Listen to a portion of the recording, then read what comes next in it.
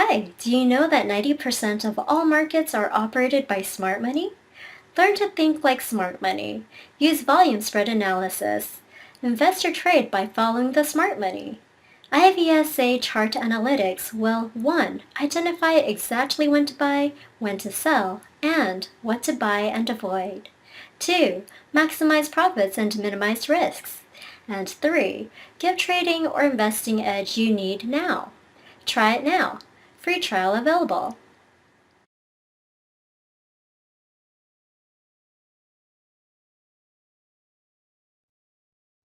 Hello everybody, welcome to another Friday iVSA chart, dating the 12th of December 2014. The date that we've been waiting for, the iVSA chart new look website will go live on the 16th of December, which is this coming Wednesday. So what's going to be happening, we are having a new registration and also a profile where no longer that you can access it, but you need to register it. And I'm going to show you shortly how the website is going to look like, and this is the website, how it's going to look like. The iVSA chart would have a new outlook, a more simpler outlook, with have all these features in there that tells you what you can do, and also articles, there were blogs, the product, the pricing is not out yet, and you need to sign up for that one. I'll come back to this shortly, but this is the new outlook in here, right? You can't see it. So this is the new site that we will be showcasing, and it will be going live on the 16th of December. So when you go over to iVSA chart, no longer you're able to access the chart itself, but as you have to register and go through the normal registration, because we want to know who is accessing our website. We have a lot of spies out there, and we want to know who are these people, so we can able to help you, assist you. We also have our support at traderstruthreview.com to support that. So you can see this website is already up and running as of now. So my team in here is getting them ready, and we will be doing this to really support you. So the site will go on the 16th of December on Wednesday. So on Wednesday you'll be routed to the new sites rather than the old site that we have. Okay, there was also a question posed by me about dividend payout. I'll attempt to answer it, but Bill is with me today, and there's also lots of stocks, so it's a full day ahead. Meanwhile, Bill is here with you. I'll get him to do the so-called outlook that he had. Bill, you there, Bill? Okay. Okay, just to report what's going on in the last couple of weeks. There's been a tremendous amount of negative sentiment throughout the Asian markets, and that includes Malaysia, Thailand, Philippines, and I would say that last weekend we did a course down in Malacca for a group of financial planners, advisors, and other industry professionals. And the first question I asked the group was, how many of you guys are bearish? How many are bullish? And surprisingly, there was not one bull in the group. And then I asked how many are bearish, and they don't even want to raise their hand, but I look at their faces, and I can see the sentiment is still very, very negative. So some of the statistics that has happened in recently is that the small cap index is down about 17%. So those people who are punting on small cap shares, ones with shaky balance sheets and questionable management, obviously they have been hit hard. However, on the other hand, there's been some blue chip companies that have been heavily sold, in fact short sold. For example, Maybank and CIMB have been targets of short sellers. That's large hedge funds, overseas hedge funds, which have been short selling. Tanaga is another one. But by the same token, EPF has been buying telecom. So it's not all doom and gloom. So there's some things that are performing and some are not. So it's not really correct to have a blanket statement to say everything is bearish. We have to be very selective. If we use our stock filters, we can find those shares which are performing and perhaps not collapsing with many of the others. One, for example, some of the rubber glove companies have been performing. And why? Because they benefit from exports and the U.S. dollar firming versus the ringgit. The receivables are in U.S. dollars. So you should look for companies like that, to benefit with the rise in the U.S. dollars, but not everything is bearish. Now looking at the foreign funds, we've seen that the foreign funds have been relatively quiet in Malaysia, and although there's been some selling the last couple of weeks, the overall trend is not down that much. So the other thing is, some of the recent market developments, obviously the EU has been slowing down. Japan is now in recession. And the whole issue is that, but on the other hand, China has been doing very well. They're up 40% from the lows. So the Chinese market is performing quite well. And by proxy, Singapore and Hong Kong are doing okay. In fact, Singapore doesn't even, is not even hit by the lower oil prices. Singapore is not oil dependent. So overall, oil coming down, and the impact of lower oil prices, they're actually good for the stock market. Most companies benefit from lower oil prices. And they also benefit emerging markets which depend on imported oil. It means cheaper raw materials, cheaper transport costs, so, and also cheaper, lower inflation. So although there's a lot of short-term fear and panic about the drop in the oil price, overall it will benefit the economy. Why? Because with lower oil prices, this is money that goes directly into the economy. It means that people have more to spend. So overall it has a net benefit. And even then, in Malaysia, dependency in oil is not that great. Less than 10% of the GDP of Malaysia is based on oil. So 90% is diversified into many other things. For example, manufacturing, technology sectors, service sectors. These have the bulk of benefits to the GDP. So a lot of people are worried about the ringgit weakening. Well, it's not so much the ringgit weakening, it's about the US dollar strengthening.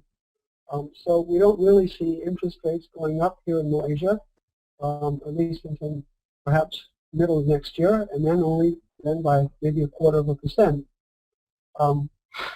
So which benefits, again, with a weaker ringgit, palm oil benefits, and the technology sector benefits. So not all is doom and gloom. There's some sectors that will benefit. Again, if we use our filters, we use our iVSA, we can always find shares that are diverging from the main trend, from the sentiment. And when I was down in Malacca, we used the iVSA, and when I came in, everybody was bearish and pessimistic. But after using the iVSA stock filter, we found a few shares that were showing upward trends and upward momentum.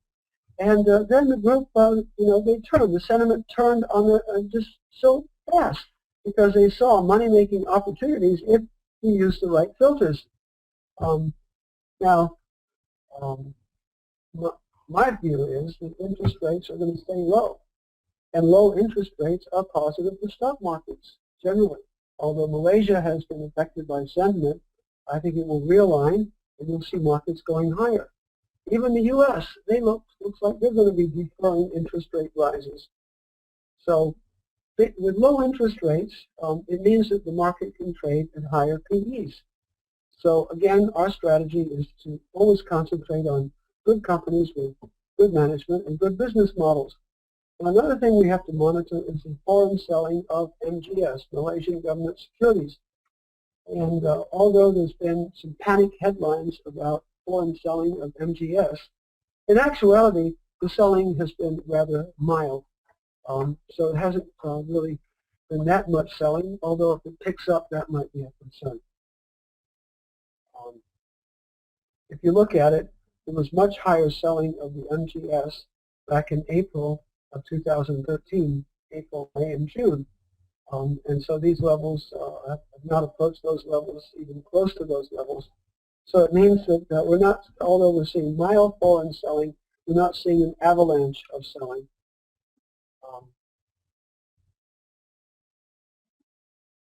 Now the yield curve is still positive. That means the short rates are less than the long rates. And for a recession to occur, you have to see an inversion of the yield curve where the short-term rates are more than the long-term rates. We haven't seen it yet. So until that happens, I would still be, I think there's still opportunity in the Malaysian market. But again, as I'm mentioning, if we're going to profit, and we're going to make money, we have to have the correct filters. We have to be involved in the right sectors, and the filters can help us find those sectors. Don't get bearish on everything. Yes, some things are affected. The oil sector, some of the oil shares have been greatly affected. However, in my opinion, this is a sentiment overreaction.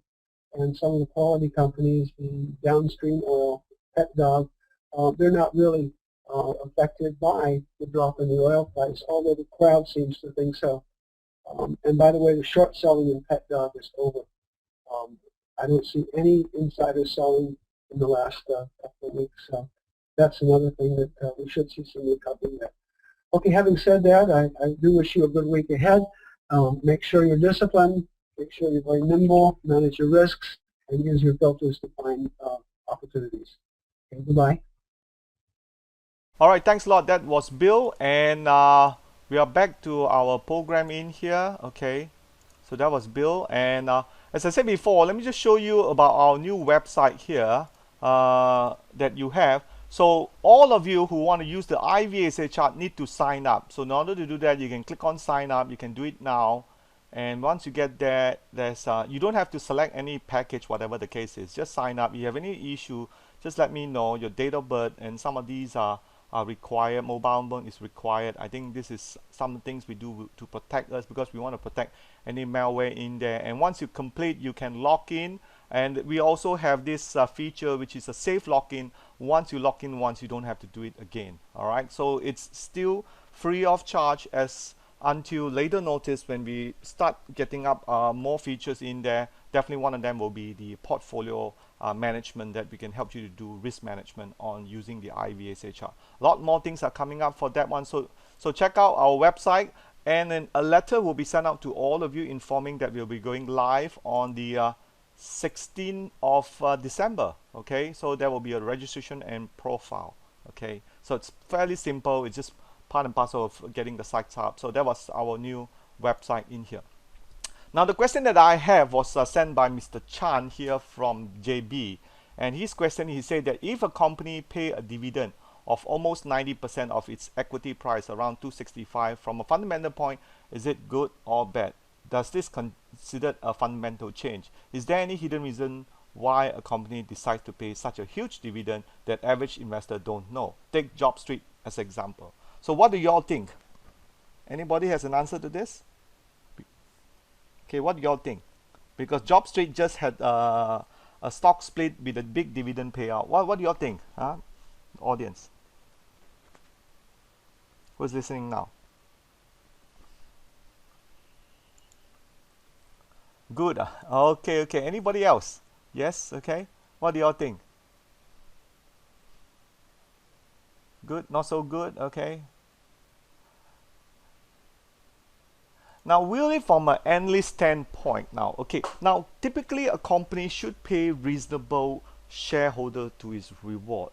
But when they do one of those special dividend payout, which you can actually get a copy. Let me just show you. This was a report from this jobstreet.com, which is from CIMB analyst report, which I look at it. I hope yes, you can see it now, and you can see the dividend is going X day. There is some a special dividend payout of 265 that went X yesterday. So that's a lot of money. The special dividend payout eventually fall to 30 cents.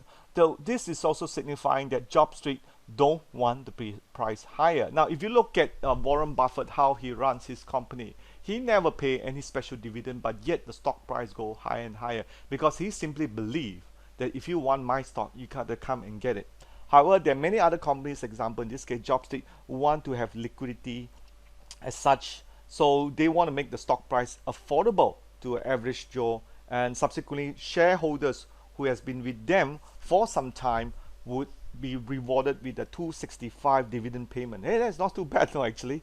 265 ringgit, and but you do pay a small tax for that one. I believe it's a 10%. So again, paying a huge dividend typically are among big consumer discretion like GAB. Sometimes you also see companies that that is family owned. I do believe JobStreet now is owned by a lot of private equity firms. They may want some sort of an exit plan, so they want this to be out. And also, if you read this report on, it wasn't my surprise that JobStreet also owned AutoWorld.my, which is an online car listing portal. So it also signifies that it may have difficulty in acquiring assets to grow. So you may reach to a point that JobStreet just don't know how to grow, and that's what is paying dividend back. So one of the jobs that you also have to understand the intrinsic part about jobstreet.com, how the founder took it. The Mark Chang was one of the founder in there, and one of my clients happened to know him, and he told a bit of a story about them. Now after JobStreet has sort of got where it is, it's time to cash out. So the next question is, where can it grow? But at the same time, they also find difficulty because there are many job street portals like JobsDB, even Star has gone to the jump wagon. So it has become more and more difficult. So growth is difficult. Do you all agree to that statement? Growth is difficult?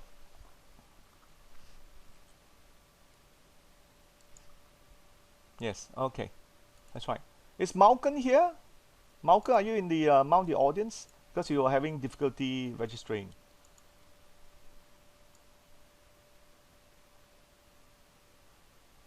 Okay. Are you in the audience? Just say yes, yeah? Right. So that is the question in here. Whether it's a fundamental change, technically that we don't really see as a fundamental change. The fundamental change has always been if they decided not to pay dividend. Okay, when they decided not to pay dividend, that is why you have this problem. Else, normally we pay a good special of dividends because they don't want to pay higher dividend. And if you reduce your dividend payout, they tend to signifying some sort of not doing that well company, because they have clues, you see. So, and a lot of analysts like ourselves, we tend to talk to these company, and we really push the limit and ask, why are you not paying more dividend? I think that's the whole job about being an analyst, analyzing that. So there are many other companies like that. Okay, so I hope Chan, who will be listening this by recording, because he sent this question to me. If you have any tough questions, you can always send it to me, and I'll answer it on the Friday chart clinic that we have here beside just iVSAchart. So all of you will benefit from that, and our job has always been try to benefit you and let you understand that both fundamental and technical. Is it good to collect SK Petrol? That was another question also sent by one of my clients when I visited SK Petrol. Now look at the iVSAchart. That will be the simplest. Okay, now I'll bring up iVSAchart here. SK Petrol, it's Sapura. Okay, Sapura Kencana here. This is Sapura Kencana. This is September. Let me just delete this off. Last year. Okay, and the last 6 months. Now, if you look at Sapura Kencana in here, what is the trend line? What is the trend line? Okay, Carol. What stage is it?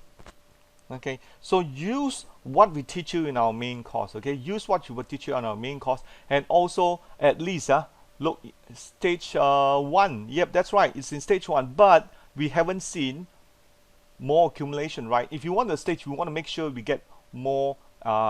You didn't come for the main course this round, because this main course we taught a different syllabus. And those of you who came, like Andrew and some of you, I believe Brian came too, right?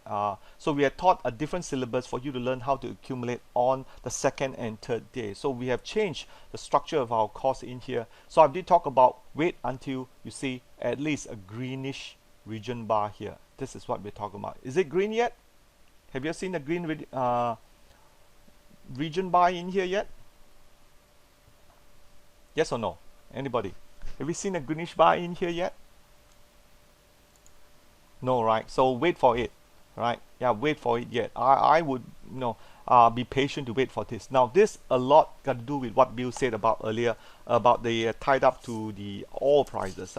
As oil prices today hit below 60, and I was watching Bloomberg in front of me in here, even OPEC decide against output changes. They continue to want this stock price to go lower, punishing what we see in here. So that is what currently we are watching. Crude oil going lower, so we have to sort of wait for this to pan out a lot more. Okay, so now what I'm going to do now, oh, CEO will always ask you to collect, right?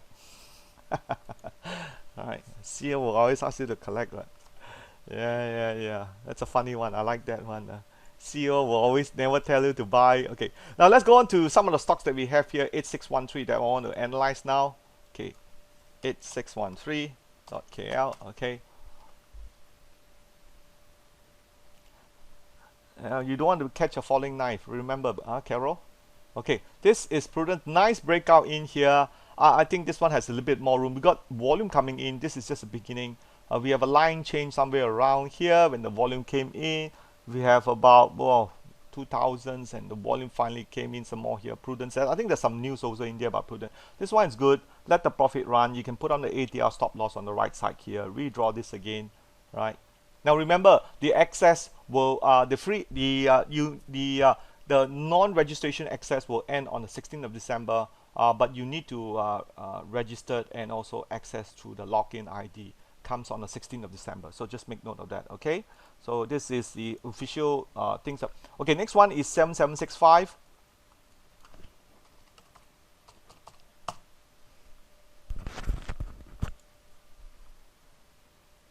Is there a good dividend petroleum company can acquire, Nicole? Yes, there's one. It's actually called Delium. Okay, Delium.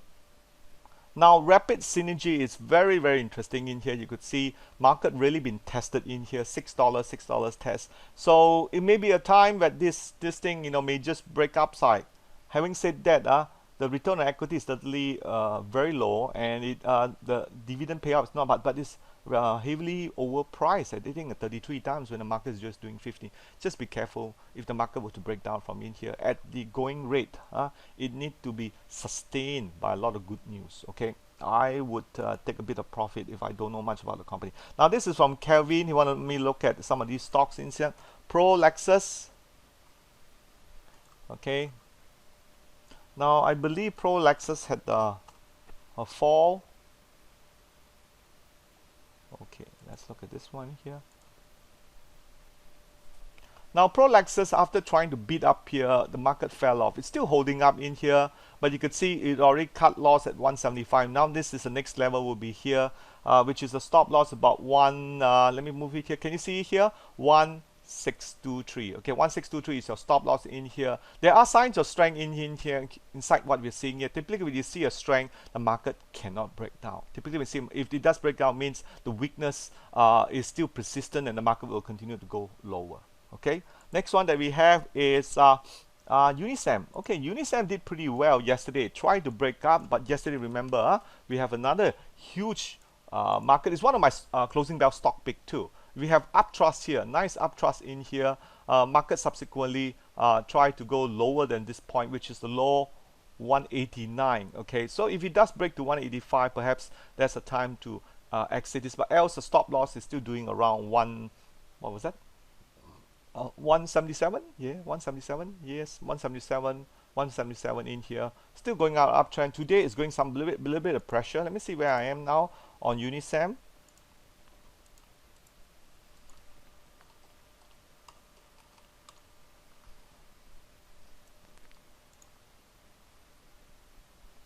Okay, let me just update this again.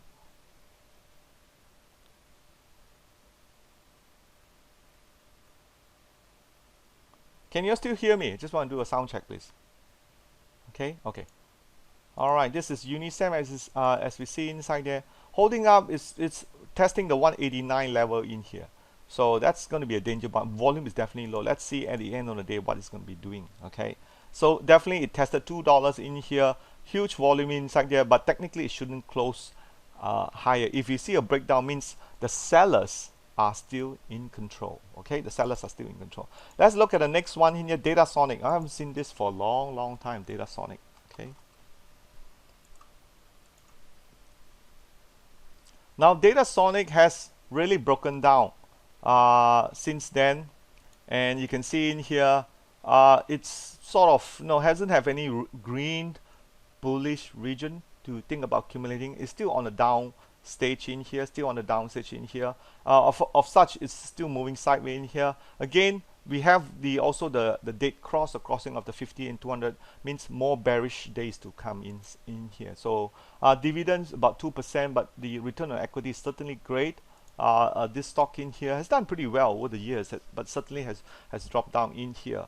Stop loss, if you just got in, Kelvin, this one looks like it's going to move sideways. Now remember, the trend is down. You are still at the beginning stage of perhaps stage 1 or towards the end of stage 4. So still a lot more accumulation to happen first. Okay, know where you are first. Next one that we have here. Okay, next we have is Pasukhas. Okay, Pasukhas.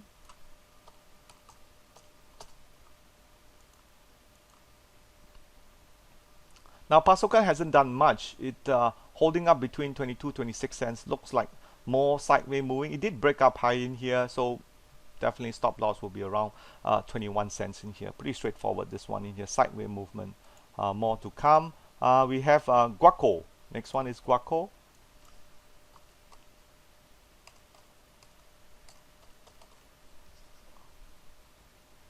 Guoco will be Guoco Land. Okay, Guoco Land continued to break down back at the level that it had in July. This is very similar to the small cap stock that we've seen. More update this evening, yeah, on our premium members. So remember, premium members catch us at 4:15 today and our closing bell. And those of you who is like member, who has been with us for certain time, you know the value that we provide in our premium membership as well as the iVSAchart. Registered now and don't left behind. Members have these privileges. Okay, so we have it about 110 here. So more update this evening. I won't talk about updates so much. Bill has given you a bit of snippet. Let's move on to the next stocks that we have. Okay, we have TM.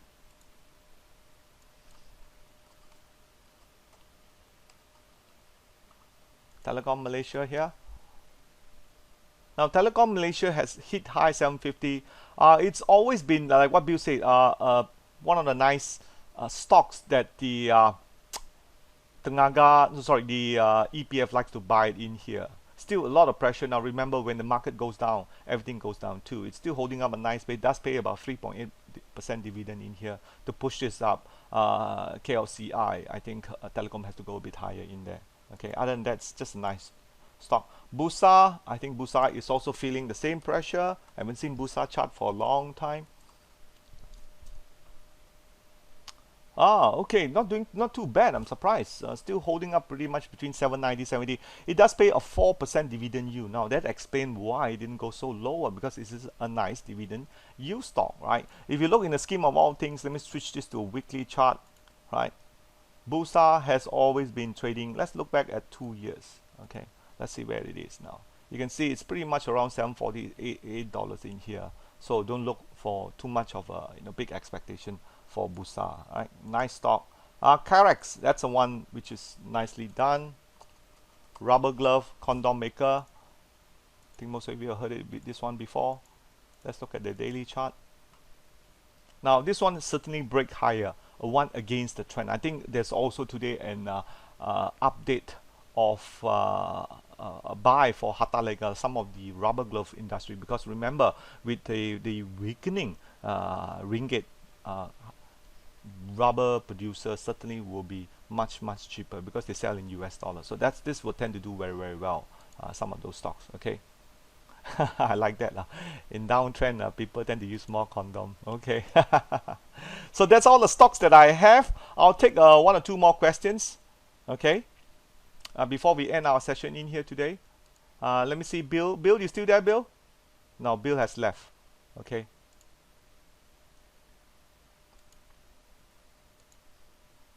Okay, let's look at Maybank. Yeah, Maybank has been in a downtrend too. Maybank. Okay, Maybank is Malaya Banking. 1155. Now Maybank has been breaking down. Now remember, this is very similar to our KLCI holding above 1720. I just wrote on the premium section this morning where likely our support to be in is about 1720, 1730 level. We shouldn't break below that. Okay, that's very critical. All right. Yeah, price may look good, but don't forget, if the market were to be, now remember, I will talk a bit more about this Friday closing bell. You are, yes, I forgot. Yeah, Carol, you opt out from the premium memberships. Okay, so you should consider rejoining back the premium memberships. Okay. So with that, I end the Friday iVSA chart, and I'll see you people again in our premium membership at 4:15 this evening. With that, bye bye. Did I pop out? Check your membership, okay? Oh, you're still a member. Oh, okay. Sorry. Nowadays, I got a girl handling that. Thanks a lot, Carol. Thank you for your support. I'll see you this evening. Bye bye.